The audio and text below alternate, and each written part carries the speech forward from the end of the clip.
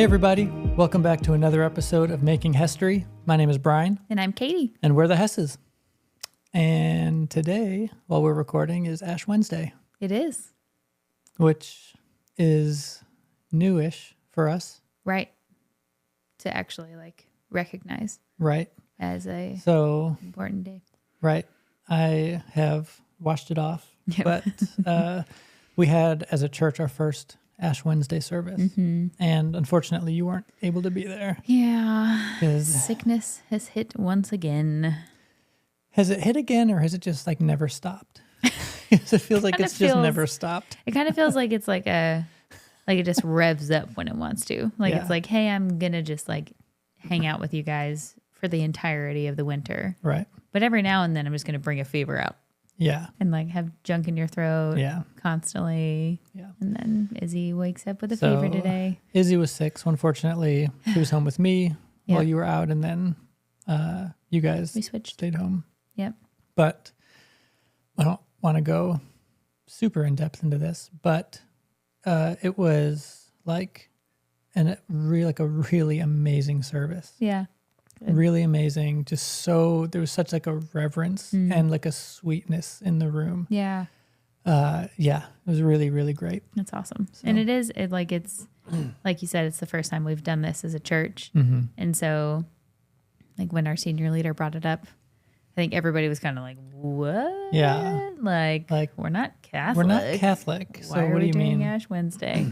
But I think we had a long dialogue about it as a staff. And I do think that bringing back some tradition is actually really beautiful and just allows you to connect with a part of history that we wouldn't otherwise, obviously, if we're not celebrating it or recognizing it at all. So I think it's just, there's something really deep to it. There is, for sure. And it's just a good reminder that we're a part of something that's so much bigger than just our little church here in North Georgia. Mm-hmm. Let's talk about the pendulum that we've mentioned before of parenting. And there are these two extreme forms of parenting that we see a lot in our culture. Mm-hmm. And on one side, it's very authoritarian. Yeah. Very angry, controlling, intimidating, lots of threats, fear of punishment. Do what I say, when I say, how I say, or else. Or else. I'm going to get angry. Mm-hmm. It'll be your fault that I'm angry. Yeah. So there's that side of things. But then on the far other side, there's this very permissive form of parenting that we're seeing. Mm-hmm. It's very passive. Yeah. No discipline. Kids aren't really told no. Right. The free-range kids. Yes.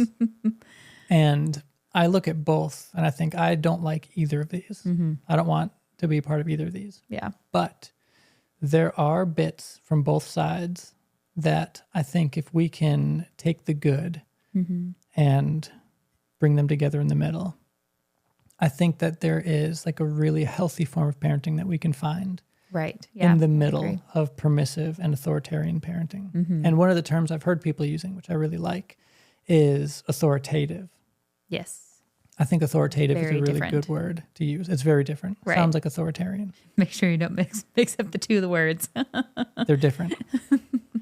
And we've worked really hard so far at finding the balance between those. Yes. Because on one hand, we believe in the power of being gentle and being kind and being patient. Yeah. And that those qualities actually go a really long way as a parent.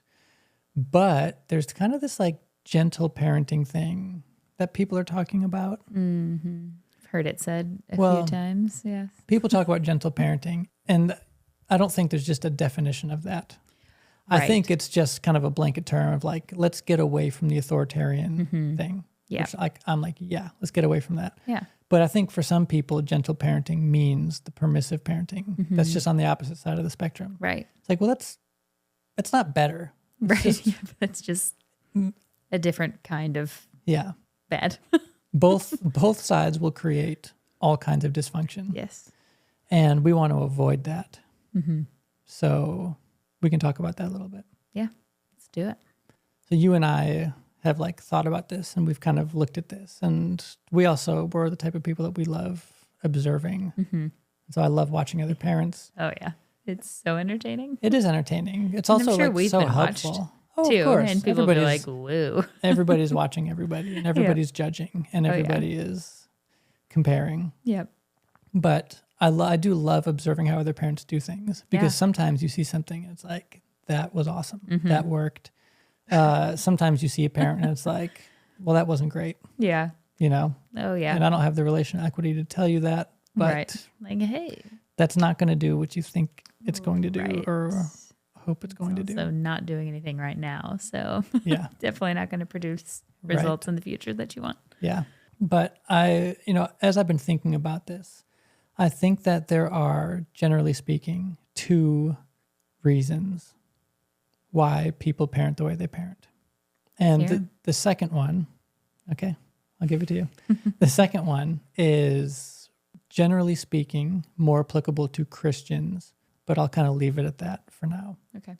So first, I think people parent the way they parent because of how they were raised. And I've noticed that a lot of times people just do what their parents did. Right. It's like, well, this is how you parent. And so why would I even think to try another way? Because this is how I was raised. Yeah. So this is how I'm going to raise my kids. Yeah. I turned out okay. Yeah. That's what people love to say. Well, I turned out okay. Yeah, I'm fine. A few bumps along the road. Right. Yeah. And the thing is that like, even if you had great parents, doing what your parents did because it's what they did is actually never a good reason to do anything, even if it was good. But that shouldn't be the reason. If you're doing what your parents are doing, it should be because it had a really amazing outcome, that it was effective, that it worked. Yeah. But for me just to say, well, it's just the way my parents did it, is like, it's just not a good reason. Right. It's kind of a cop out of the like necessity of thinking about why you're doing what you're doing. Right. It's like, this is how I'm doing it. Yeah. Just because I have seen it done this way. So, and that's usually like my first thought. When I hear somebody say, this is how my parents did things, my first thought is not even necessarily that your parents must have been good or not great. My first thought is, oh, you haven't really thought about like parenting, have you? You haven't any of the possibilities. Yeah. Yeah. And so on one hand, people parent the way they do because it's how they were raised. On the other side of that, sometimes people parent the way they do because they are trying to get as far from the way they were raised as possible. Yes.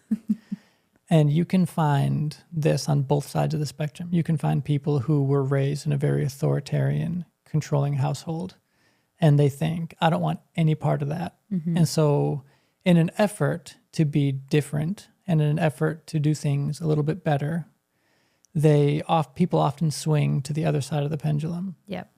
And the thing about pendulum shifts is you never get it right on your first move. Every time I've ever had like a paradigm shift in my life where like I was thinking one way or I believed one thing and I was introduced to something else. And there are these like opposing schools of thought or opposing ways of doing things. I've never ever seen anybody make that shift and land in the middle. It's always like one end to the other. And then eventually we kind of settle into like a healthy medium. Yeah. Right? But oftentimes people will do that and they'll think, okay, I don't like the way my parents raised me. It was super authoritarian. I'm going to swing way over here. And I'm just going to be super nice guy. Yeah. Mr. Yes. No rules. Yeah. You just do whatever makes you happy. Yeah. Like we're all just hanging out. Yep. I'm the cool dad. Right. Yeah. Cool I'm not mom. like the other dads. I'm a cool dad. And, I think you could find cases too where people were raised in a super like permissive, no rules home. And they grow up and they think, well, that wasn't great. Right. That felt really chaotic. Yeah. And so I, as far as I can tell, I think that shift happens less often than I think going from being raised permissive to authoritarian seems to happen, at least in my experience. Right. Less often than growing up in an authoritarian home and switching. Right. Which I wonder how much of that is because we're coming from more generations of authoritarian parenting. It's definitely a generational thing. I feel like maybe in, 10, 20 years, maybe we'll have more stories of people coming out of the gentle parenting or permissive parenting back, swinging over to the more authoritarian side because they're like, this did not work for me. So we're going to go this way. Yeah. Yeah. And in the middle, so on the authoritarian side, you have parents who punish. And we have a whole episode, maybe a couple episodes, I don't remember, dedicated to the difference between discipline and punishment. If you're listening to this, stop. If you think that punishment and discipline are the same thing, go back. Yeah. Go back immediately. Stop. Spoiler alert. Hit stop. Go find those episodes because they are not the same thing. Right. And like understanding the difference between the two has probably been like one of the most important things for me personally. Yeah. Like as a parent, one of the most important things that I learned is the difference between punishment and discipline. Yes. Do I get it right every time? Of course not. But I understand the difference and I have something I'm aiming for. So go listen to that. Even if you've heard it, go listen to it again. But on the authoritarian side of things, you have parents who punish. And they're motivated by fear. Yep. They use all the things we've been talking about in the last couple episodes. They're angry. They, they're controlling, intimidating.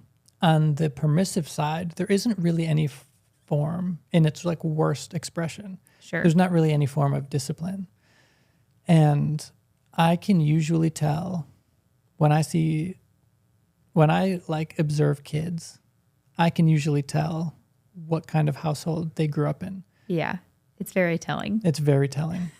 Very, very telling. Like, oh, you've never been told no. You've never been told you? no. And I think what's hard is that kids who grew up in a punishment paradigm, I think generally speaking, are more well-behaved than kids who grew up with no form of discipline. They're more well-behaved. Yeah. It's a fear-based obedience. Right.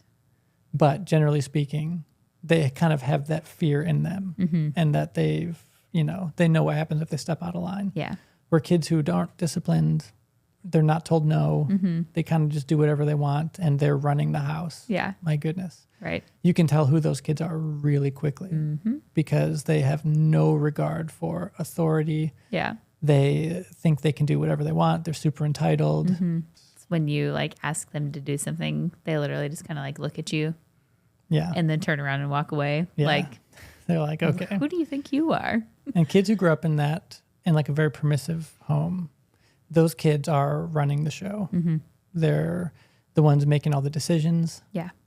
Like, for example, if you give your kid like an iPad or like a treat or something as a preemptive move against a tantrum that you're predicting would come if you didn't do that thing, that kid knows exactly how to get what they want. Yep. They know that tantrums work. If I throw a tantrum, I'll get the iPad. If I throw a tantrum, I'll get the treat or whatever. Yep. And they know exactly how to get what they want. Oh, yeah. And they learn it really young. Really young. Like probably before 2. Yeah. They learn, Kids like, so if smart. I start screaming, I'm going to get that toy. Yeah. And I'm going to get it fast. Yep. So here we go. Buckle up, Mom. Yep. But again, one of the things that you and I have been finding as we're trying to like find the healthy middle between the two, where we believe in being calm, we believe in being kind, but also authoritative. Right. So we do discipline. We do believe that our kids need to know that we're in charge. Yes. 100%. Yeah. Like if that's even a question, we're doing something wrong. Right. Yeah. And in that, we are finding that our kids are well connected to us. They obey and respond really well. Yeah. And they seem to do that out of more out of love and respect than out of fear. Yeah, definitely. And I think a lot of parents don't believe when we say that kids will make good choices in an effort to protect the connection with their parents if that connection is firmly established. Yeah. Because I think a lot of parents just can't really imagine that connection is something that kids will fight for. And they'll fight for by making good choices, by responding well, by listening and obeying. Yeah. Because a lot of times I think people just, they only see that like the fear of punishment is the only way to keep kids in line, to get them to comply. Yeah. And I think we've been taught to like, I mean, you hear all the time like how selfish kids are and how like it's all about them. And so I think actually believing that there is such a desire for connection from a kid's heart can be hard to believe whenever you've been taught like kids are only motivated by selfishness. They only like are doing things to get what they want to do, and like, okay, you can argue that connection is something that they want. Yes. But that hopefully is a mutually desired thing. And so they're not just, doing something in order to manipulate you into getting what they want. Yeah. They are doing something that you want in order to understand and like actually know that, hey, we're connecting. Mom loves me. Dad loves me. This is a safe place. So I'm going to show them by doing what they just asked me to do. Yep. Yeah. Yeah. It's a beautiful thing. It is. And this is something we've said a long time ago. And I'll say it again for our new listeners, that on the authoritarian side, you have boundaries without freedom. And that looks like control. Yeah. On the permissive side of parenting, you have freedom without boundaries. And that looks like chaos. Yeah. So you and I have been working towards understanding the relationship between freedom and boundaries and how to raise kids with the sense of freedom that is like so innately put in all of us. Yeah. I mean, every single person has this innate desire to be free and to make their own decisions.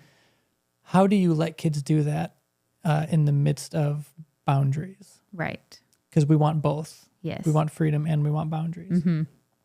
And we're kind of just learning that when kids are really young, take Oliver, for example, who just turned 8 months. Yeah. He has very little freedom. Sure. Yeah. Very little freedom. Lots of boundaries. Yeah. So right now he's like scooting all over the house. He's really interested in the stairs. Yes. Thankfully, he's not really gone after the cat food as much as I thought he would. No, he literally today, they said that he crawled right past it to get to the vacuum. Which is right behind it on the other side. Literally, he was like touching it. If he had like put his hand back, his hand would have been in the water bowl. But anyways. I mean, there's a water bowl, there's a food bowl. I had just assumed that would be like his whole world is trying to get to that thing, Thankfully, he hasn't really noticed it. But he has tons of boundaries, very little freedom. Yeah. Because like if he's going towards the stairs, I'll get his attention. I'll call his name. I'll get his attention. Be like, hey, that's not going to work. Yep. Like, don't go, Danger. But we have boundaries to the point that if he goes towards the stairs, I will physically grab him and move him and be like, you're not doing that. Like, I'm just not about to watch you fall down the stairs. No.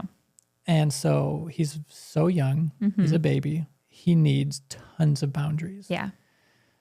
As they get older, so Isabel just turned 4. She has more freedom than Ollie does. Yep. She has a lot more freedom, but still like lots of boundaries. Still pretty limited. Yeah. Yep. And even Nora too. She's 7. And she's kind of, I feel like we're striking a good balance between giving her freedom to make choices. By the way, if you're new, you haven't listened to the first episode, push pause, go back and listen to the first episode, because what I'm about to say, I'm not going to explain it in depth, but we have explained it in depth. In the first episode, we really kind of laid a foundation for this. But because kids are born with an innate, not just desire, but like need to be free and to make choices, we're all born that way. Because they have that, we have found that healthy boundaries that are set up around their freedom looks like giving them options and letting them choose between those options. Yes.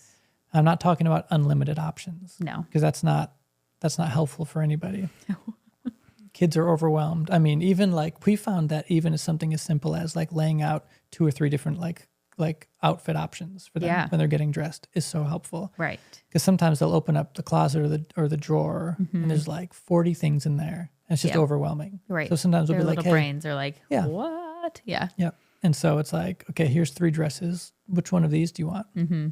Sometimes they pick those options and sometimes that shows them or makes them realize, actually, I want this. Yes. Which I think that happens more often than the options that we set out actually are chosen. And sometimes Nora will be like, hey, Mom, like I've got these 2 shirts. Which one should I wear? And you'd be like, that one. She'd be like, no, I'm going to wear this one. It's like she literally just needs me to tell her one so she can choose the opposite one. I'm like, great. Hey, if it's working for you, we're making a decision. So whatever.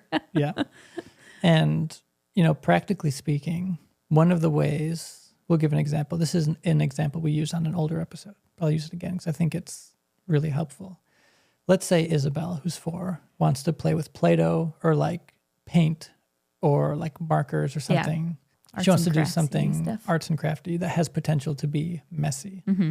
We might say, yeah, I would love for you to play with the Play-Doh or the paint or whatever. We're going to put it on the table. We'll give you your paper or whatever you need for this. Mm-hmm.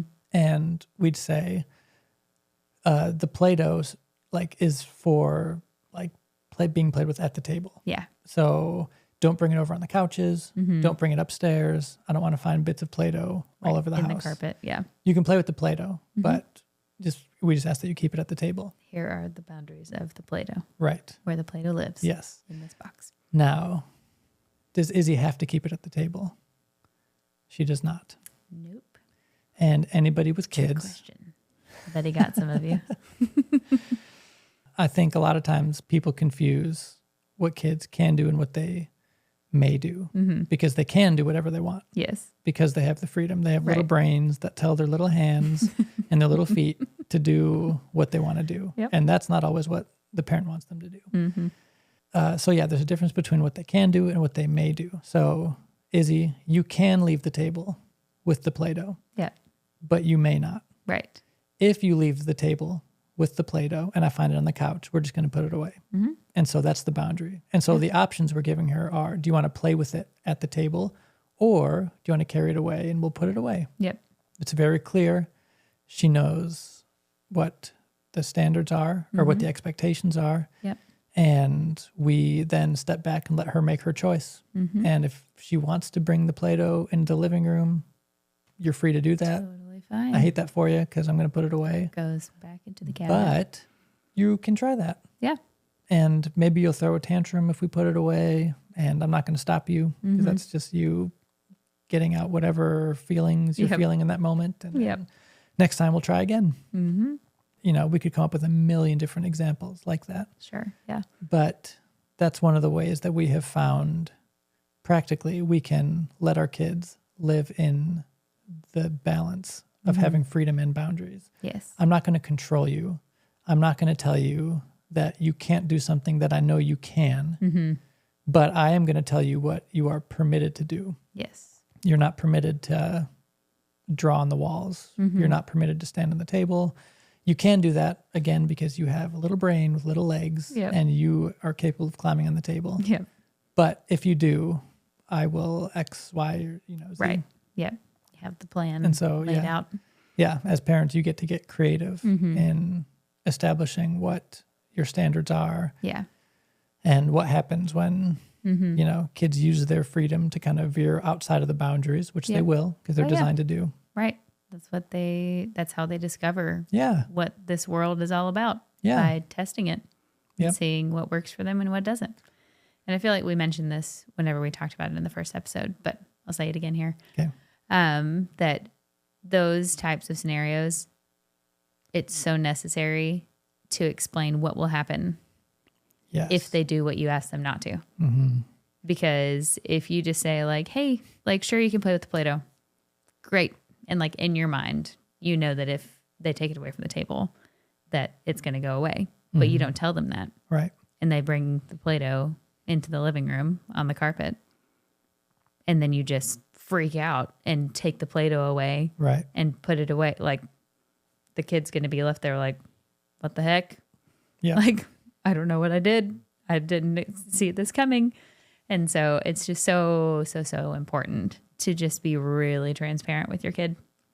Yeah. And actually help them understand and help them succeed. Yes. You know, like, hey, I'm going to set you up for success in every way that I possibly can right now so that you can have a good time and I can have a good time. Yes. Because that's the goal for the kids and the parents to be just loving doing life together. Yep. Not one or the other. Yeah. We want you to play with the Play-Doh. Yes. We want you to have so much fun, build and be creative. Yep. Just do it at the table. Right. Right. Yep. So I don't have to be scrubbing dried Play-Doh out of my rug and trying to take it out of the cat's mouth or whatever. Yeah. Yep. Yep. Yep. Never had to do those things, by the way. Yeah. Because the boundaries are respected. Yeah. Yeah. Great. They're respected and we don't have to be super angry and controlling. Yep. It's amazing. It is amazing. Recently we had this conversation with the girls. Now that Oliver is scooting all around. Yeah. We had the conversation that in like shared spaces, so this doesn't necessarily apply to their room, but in like the living room, in our room, wherever they might play with all their little toys. I don't know what it is with kids They love and tiny little toys, tiny things. but the smaller the better. It's just like It's they're so insane. little. What is it? Weenie. Oh, okay. Weenie tiny. Weenie tiny. So No. that's what Izzy Weenie calls. tiny. Yes. She doesn't say like teeny tiny. Teeny tiny. She doesn't say teeny weeny. She says weeny tiny. Weenie tiny. So she'd be like, "Oh, look at the weeny tiny little thing." It's amazing. The best. Anyways, kids love small things. So, because they love small things, I don't want to find those small things anywhere where Ollie might be crawling around. Because I don't want to have to sit there like a hawk Right. and watch every one of his moves. Yeah. Which Is he going near obviously, the Legos? Is he going near the tiny dogs? obviously, you and I look out for what's around. Yes. We're We're not like, absent hey, and passive. watch the baby, you 7 and 4-year-old. Yeah. But we've explained to them now that Ollie's crawling around, it's very dangerous if we leave little weeny tiny toys Tiny toys. where he could find them because everything goes in his mouth. Yep. And so we just very calmly explained, if we find little tiny toys, little weeny tiny toys, I say it every time. If we find these little weeny tiny toys in the living room or wherever Ollie might be crawling, they're gone. Yeah. Like in the trash. Like most likely just like in the trash. Yeah. And or hidden for yes, a long time. Yeah. Yeah. But we went to such an extreme as a means of communicating to them like the importance of what we're saying. Yeah. It's not just like, hey, we don't really want little things around where Ollie's crawling. It's like, this is extremely important because this is a matter of like keeping your brother safe. Right. Yeah. It could actually be a matter of life and death. Yes. Here. We could be talking about life and death here. Yeah. So keep your little toys in your room. Yep. If you bring them downstairs, that's fine. Don't leave them on the floor. Yep. They stay up on the table or up on the couch, somewhere where your brother cannot access them. And again, this is where the two different options come in. So here's the boundary. Your options are, do you want to make sure that you're cleaning up your little toys or do you want them to go away? Yeah. Those are your options. And obviously we wouldn't always go to such extremes. Right. Like if they leave toys somewhere that we ask them not to, it's not like we just throw everything away. No. But because this was such an important matter for us, we communicated to them, this is important. We're trying to keep your brother safe. Please help us by keeping your weeny tiny toys off the floor. I feel like we need to somehow figure out how to name the episode Weenie Tiny something. We'll see. I'll workshop that a little bit. Oh, man. See if I can get it in. Needs to be in there somewhere. Maybe I'll put it in the episode description. There we go. That's perfect.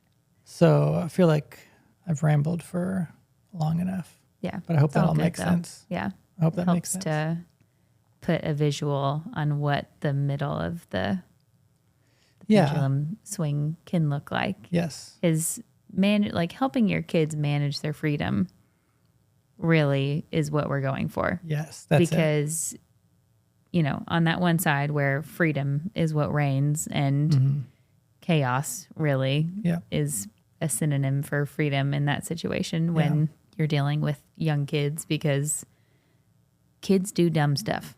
Yeah. That's just how it is. Yeah. And it's not because they're trying to be dumb most of the time. Yeah. Sometimes it's just because they're just figuring it out. They're just saying like, I wonder what'll happen if I stack 20 pillows and then jump on top of them. You know, like, yeah, they're trying to figure out how things work. Figuring it out. They're having fun. So, you know, kids are going to do things. It's our job as parents to help them navigate those decisions and say like, hey, that might not be the best idea. You're probably going to get hurt, without being like, stop doing that, you idiot. You know, like, that's when you step into the authoritarian side of parenting, where it's almost like getting smacked in the back of the head without any warning, where you're just like, all of a sudden you're being yelled at, all of a sudden your parents being really scary, and you really like, you don't know why. Yeah. Because it was never explained to you to not do these things. Right. In like a kind and calm manner. It was just like, don't do that. Yeah. And so, you might be scared into not doing it again. But like, is that really what you're going for as a parent, to have your kids be scared of you and making decisions because they want to avoid having to deal with you? That doesn't sound great. Yeah. Kids who grow up in an authoritarian paradigm typically aren't allowed to make mistakes. Yeah. Which is a bummer, because making mistakes is like one of the best things you can do for your kids. It's such a good way to learn. Yeah. I tell Nora that all the time. Yeah. Because she gets really frustrated when she makes mistakes in like building or creating things. Yeah. And I'm like, hey, now you know how to do it next time. This is great. Yeah. This is such good news. Yeah. It's like, you know, obviously you don't want to be like, let's make so many mistakes in everything, but it's okay to like celebrate mistakes sometimes and say like, hey, you're doing a great job, because now next time you know what not to do. Yep. Yeah. Kids need a safe place to learn how to fail and how to make mistakes, and safe place to get hurt and all of that. And again, I think you find that right smack in the middle. Yes.